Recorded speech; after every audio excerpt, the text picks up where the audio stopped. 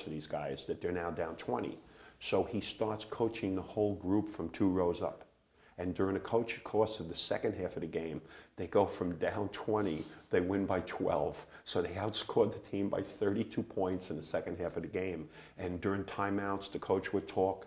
Before they would break, our one player would turn towards him, and he would be yelling some stuff out about like things they should do, and watch that guy coming off the screen. This is the play they're going to run this time, because he has an ability in basketball to understand everything, because he grew up where it was the only education was going on for him when he was younger, was like learning plays and watching people play and hearing people talk about it. And playing with the boys club AAU teams. There was more structure in that world than he was getting at home, because nobody at home had graduated from high school. So like whatever, there was no goal set for Marcus. Whatever distance he went in school, that was going to be okay. Just be a good person. But the reason why I stand behind the bench for 25 years is that your timeouts and your 60 seconds is like a course at Harvard. Is a definite 60 seconds of information overload. It's like a course at Harvard, yeah. And these kids are taking it in. The huddle breaks, they go back on the court, and Marcus sets up the play. You design the play. Too. Tyshawn Taylor last year was like that also. Tyshawn plays at Kansas now. He only played for 3 years. By senior year, he could play 5 positions like Marcus. Right. And again, Ty is another kid whose background wouldn't indicate that he would be able to disseminate all that information. Now, Coach, you have a son, Danny, who you coached. Now he's entered the same profession that you're in. And on top of that, not last year's team, but the year before, you guys were 1 and 2 in the country. Yes. I mean, first of all, what do you see in Danny? I know he's his own man, but if you were looking at him as a coach, obviously you had him as a player. Maybe you can just talk about that and talk about him and that relationship, because I think it's unbelievable. Yeah, well, Danny knew, like, right after college, like, you kind of know, like, you might, I don't know what the percentages of people who have a certain major in college and graduate and do something entirely different. And I think that's why people say all the time that you learn more outside the classroom in college than you do in the classroom. So you don't have to get too hung up on what that major happens to be. You're going to be flexible. So he started off, and right after he graduated, he helped me for a year here, and he taught at school here. And I think he had fun with the relationship he had. It made him very much look back to when he was a kid. And then a position opened at Rutgers, and he left and he worked at Rutgers for 4 years and got married during that period of time. And then I think he realized that it wasn't all it was cracked up to be, being a college coach. He had a little boy, his son Danny was born when he was a recruiter, and he'd be on the road sometimes 3 or 4 days in a row, and he missed that.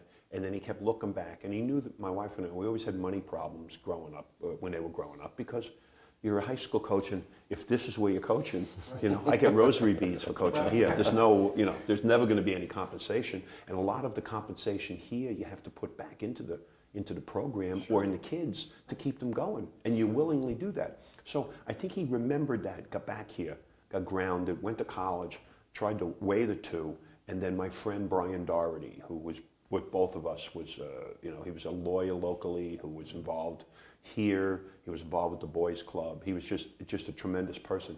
He, as he did many times, he nudged Danny towards St. Benedict's, where he had graduated, and he had a very good friendship with his father Edwin, who's headmaster.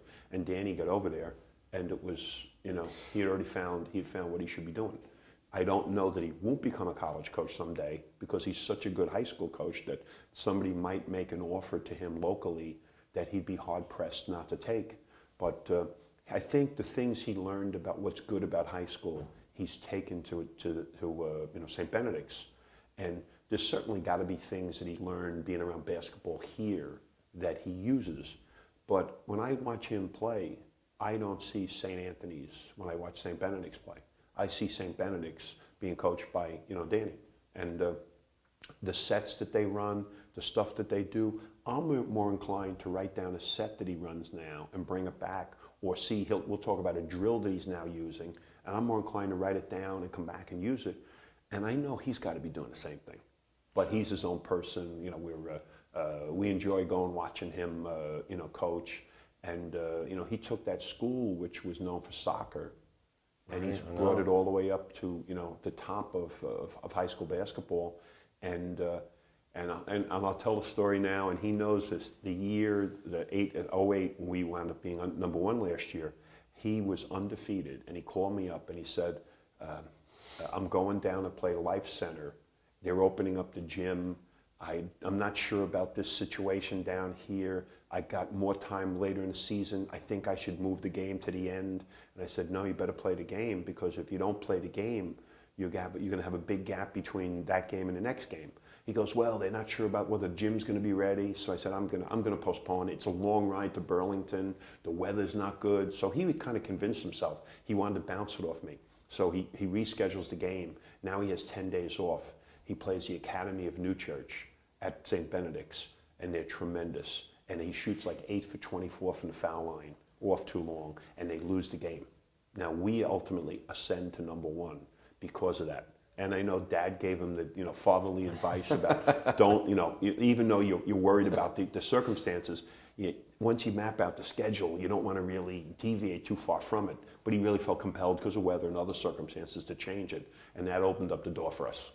Now, Coach, advice that you can give to the high school coaches that are out there to help improve the game, because you're a student of the game. You watch, you learn, you make adjustments. What can these guys do to improve their craft, to do a better job? Well, I think it's just like a teacher in school. I think education's ongoing.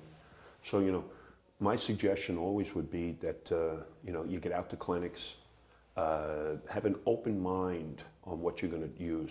You know, I don't know that there's a style at St. Anthony's. I think there's a defensive style. I think we play good defense. That's part, I think, of us.